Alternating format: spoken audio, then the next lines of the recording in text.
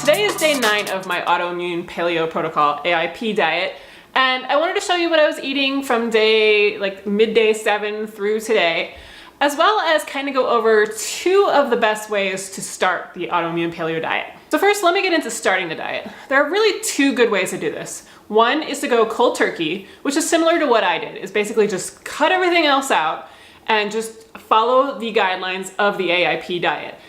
No cheating, nothing like that, just go and start. It's a good idea to get really prepped ahead of time when you're gonna do this, so that way you don't start and then have to stop in the middle because you just aren't prepared enough. But to really kind of just get everything prepared ahead of time, really understand the rules, really understand what you're going to do, why you're doing it and all of that, and then start. And then the other way to do it is to ease into it. Over at autoimmunewellness.com, Angie Alt has a SAD, which is a standard American diet, to AIP in 6 weeks program, which is a great one. But there's, it's basically like you take something out that is not compliant on AIP, like gluten, if you're coming from standard American diet, 1 week. And then the next week you remove all the rest of the grains. And then the next week you remove dairy, and so on and so forth. And until you have finally gotten to the point where you are compliant with AIP on the elimination diet portion, and then that's where the clock basically starts. And so if you remember in the last video, I said usually people are on this for 30 to about 90 days until they feel fantastic, until most of their symptoms have subsided, and then they start reintroducing foods. And unless you have some troubleshooting that you need to go through, because maybe you have small intestinal bacterial overgrowth or SIBO, or like a parasite or something like that, most people seem to be able to get off of it within that time period, but you would start the clock as soon as you get to be fully compliant. These are both really good methods. It just kind of depends on you and your own personality. If you are the kind of person that has a really hard time committing to something, then the slow and easy method may be the way to go. If you are the kind of person that is just like, all right, I'm ready, I'm gonna do it, then that, the cold turkey method's probably more for you. You do remember, this is a temporary kind of thing for most people, so it's a little bit easier to go cold turkey on this one than to say, I'm gonna go cold turkey and do this for the rest of my life. And then in terms of what I've eaten, for dinner on day 7, which I didn't show you, I had those AIP teriyaki orange meatballs, which usually have chicken in the recipe, but I exchanged it for pork, and that's by AIP Lifestyle. I'll link to that in the description. And then I put that over a bed of creamy broccoli and sweet potato mash. It was really good. That one is in the SImple French Paleo book by Sophie Van Tiegelen, and it's a really great book. I have quite a few recipes coming up from here too. Breakfast on day 8 was leftovers of that exact same thing, of the meatballs and of the creamy broccoli mash. It was actually a really good breakfast recipe because the sweetness of the broccoli mash was great for those of us that really like kind of sweeter things in the morning. Lunch, oh my God, I was so excited about lunch. So Monday afternoon, I made AIP carob chocolate chip cookies, which I mentioned in my last video. And I had a couple of those on Monday because, you can't make cookies and not have one. So for lunch, I had a field trip with my 8-year-old, and it was gonna be a picnic lunch. So I made crepes from this book again, the SImple French Paleo. And then I put on the crepes, I put a piece of turkey, the True Story turkey, which is AIP compliant, then a layer of Applegate Farms Prosciutto, which is also AIP compliant. And then I had made up a jam of figs and apricots. Before I left to go to the bus stop yesterday morning, I put 3 dried figs and 3 dried apricots into a small saucepan.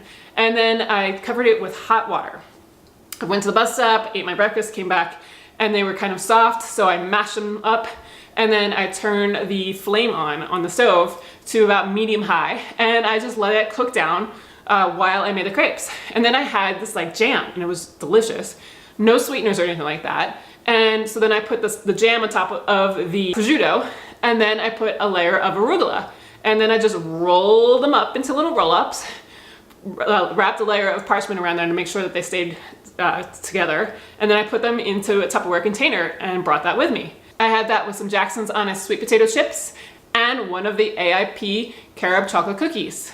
It was such a good lunch, and I was so excited about it. And I mean, sometimes when you're on AIP, you bring a picnic lunch somewhere and you're like, wah, wah, not very excited. But no, I was excited about that, and I'm excited to make it again. Like, I think I have a couple more things coming up, maybe even later this week, that I could use it again. And so I may do it. And then for dinner last night, I made a Tarragon chicken, which was also from this book. And I served that up with some roasted romanesco, which, if you're not familiar with it, it's kind of like a cross between broccoli and cauliflower, and I love it. It's like a slightly like sweet, I don't know. I just roasted it with some avocado oil in the oven at 425 for 25 minutes, and then I put some fresh lemon juice on top of it. Usually when we have this dish, we also slice up some black olives and put it inside or mix it together with it as well. But there were already olives in the Tarragon chicken, so I didn't really need that many olives.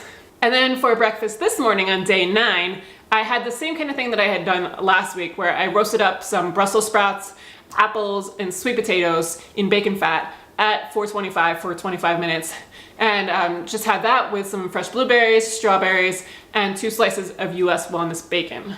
For lunch today, I'm gonna have leftover of that Tarragon chicken and romanesco. And then dinner tonight is gonna be some grilled pork chops, but I'll show that in the next video. And in terms of how I'm feeling, first of all, I forgot to mention, I pooped, yay! It really feels good though, when you've been constipated for like a week, whew. Yeah, like I guess the combo of magnesium and the stomach acid that I was using, I use a betaine HCl, and I worked with my functional medicine practitioner on that, so I wouldn't recommend doing that really on your own if you don't have some support with that.